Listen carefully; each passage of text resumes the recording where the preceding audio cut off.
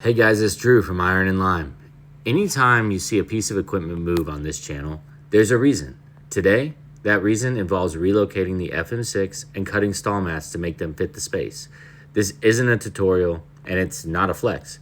It's what happens when a garage gym evolves. Layouts change, training changes, and eventually you have to adjust the space or let the space dictate how you train. So a big part of this move was to get ready for the dual Indy Functional Trainer to come in and the CTM1, which I am really excited about. So go with me on this journey and let's get this thing moved.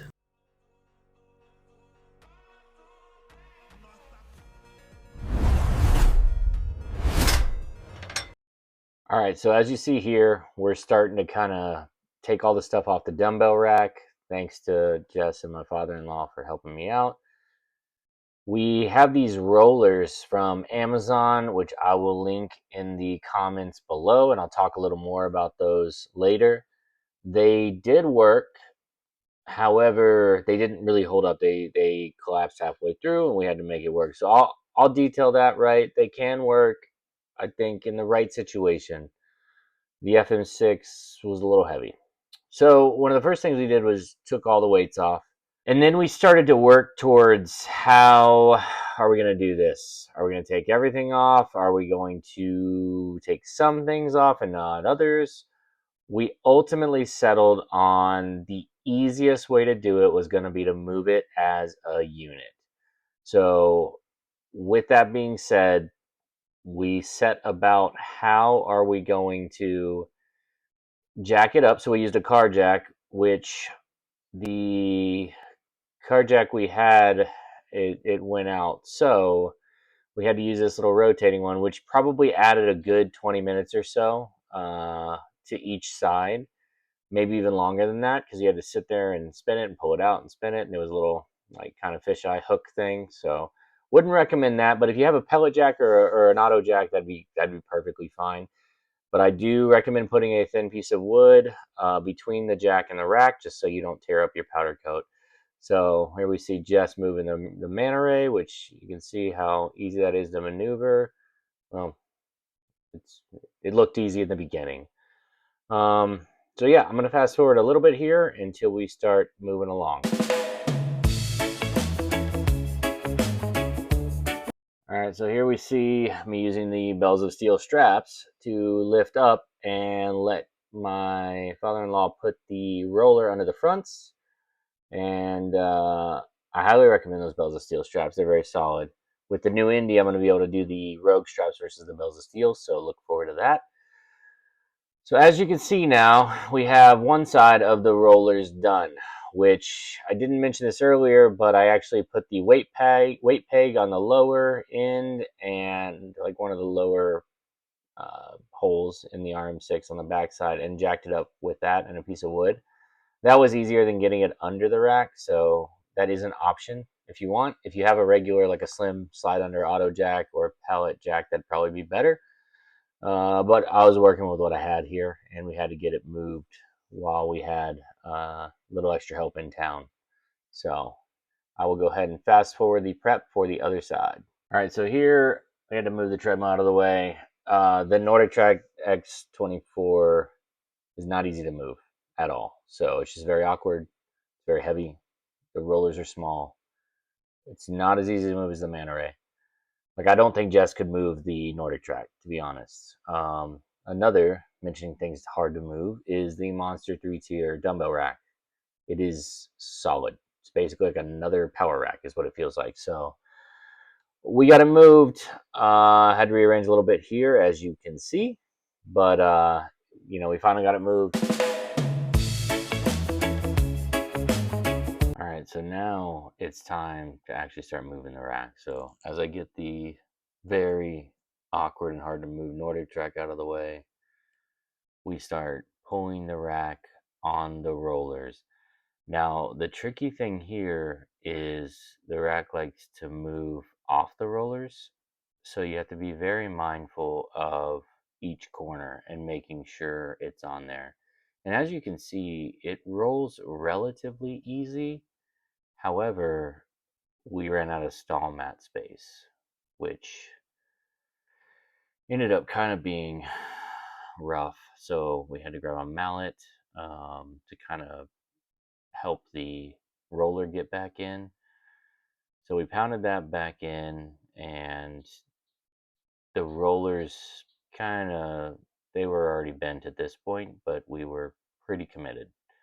So we pounded in multiple corners and kept it moving. And then one area where we didn't anticipate but happened was that we thought we would be able to rotate it with the weight horns on it. Turns out we definitely needed to remove all of the weight horns from a space standpoint. Had we had more room on the stall mats, potentially we wouldn't know how to do this, but as you can see, we worked a while to get these things back centered.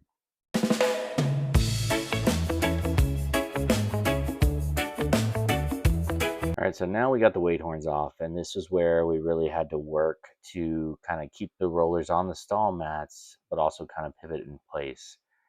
And I don't think it's clear from the video, this thing is heavy. It is astronomically heavy, especially if you don't want to remove the weight stacks and you don't want to remove the back low row lat pull part. It can be done though. But I definitely recommend 3 to 4 people, and I highly recommend these rollers and a car jack or a pellet jack. So as you can see, we're starting to have pretty good luck getting it rotated, which is nice, feels good. And this is where we kind of have to start thinking from a positional standpoint where it's going to go. One thing to be mindful of that we didn't realize until it was already in place is that wherever your weight pins are going to go, you need clearance to actually get it back into that spot. So we'll see a little later running into that, but my garage has like kind of a tier where the cinder blocks end and it comes out a little further and the drywall begins, and it's recessed 4 or 5 inches. So that made a big difference because where I tested the fit of how far back it was towards the wall was up on the drywall portion, and then when I got to the lower ones where the cinder blocks were, which is just one weight peg down there, it ended up causing quite an issue there. So just be aware of that. And here I'll fast forward through a little bit of this part where we're trying to get it back on the roller. All right, now we have kind of the planning for where it's going to end up, and we end up having to move the Nordic track X24 back on the mats. This thing it's very heavy. I realize it doesn't look like it's that hard to move right now in this video, but it's pretty awkward and heavy, and there's no real good way to pick it up. So if you have to move your Nordic track, just remember the wheels aren't super robust. It's not like as smooth as the Manta Ray, and if you have to go over any of the stall mat stuff or any kind of bumps or other changes in elevation, you're definitely going to want to have multiple people that are able to kind of pick it up, because we ran into this situation here, as you see, where it was kind of catty corner and there was no good way to roll it. So we kind of had to just try and get it in there and angle it until we could slide it over where it was going to actually rest, which is right here.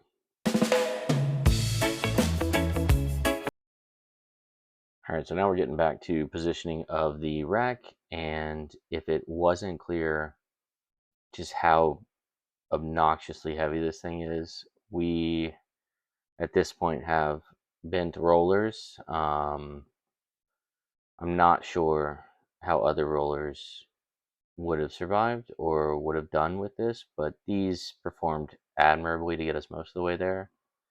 At this point, though, the rollers were on fumes. We were pretty tired from pushing all around, so we're basically just willing this thing into its spot. So we'll show you the struggle here, and then we kind of get it positioned a little bit, and this is where the real fun part comes in of trying to get it to just go and move back and laterally a little bit, as that was quite a challenge. All right, now we get to the exciting part of actually sliding it into place for where it's going to rest. One thing I do recommend that we didn't do, but I would say you should do, is have chalk on hand and measure out your equipment and put lines of chalk on your stall mats where you're actually going to leave things. Because we had an issue, one, with how close it was to the wall and the bottom weight pin. And then also we had issues with getting it even on both sides. And these rollers were hanging on by a thread at this point. So even little movements were a lot for us.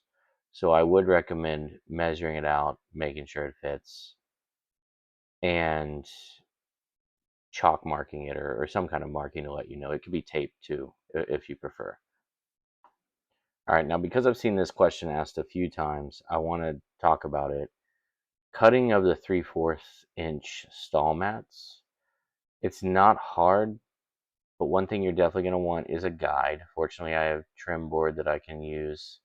And you're gonna want a Husky utility knife, DeWalt utility, one of the utility knives with a full half a razor blade coming out of the side, and it's gonna kind of be like scoring drywall. I prefer to do it on the flat side because it was much easier to get exact measurements. And then I did lay a board under it to kind of help with the score. And it's kind of just, you have to go over the lines a ton. Just be careful. It's real easy to get out of the groove, and then you're starting a new groove, and it just creates problems. So once you go over it 4 or 5 times, you should be able to start kind of breaking it apart. Um, in the event it doesn't break apart, you can kind of see where the line is, and at this point, you don't really need the guide board as much. And as you can see, my son putting in the good work here. Um, so this was my first attempt, so I should have shown you the cleaner, the fourth attempt where I was really good at it, but I wanted to show you this one so you can see that, the struggle's real. So once you get it deeply scored, you'll start to kind of feel it break through because the bottom has like these little like Lego piece type things. And once you start feeling the Lego pieces give way, then you know you're almost through. And you can kind of start to pull it apart because at that point it'll come apart a little bit. So big things to remember: the board underneath is crucial, and then a straight score cut for the first 4 or 5 lines makes a huge difference.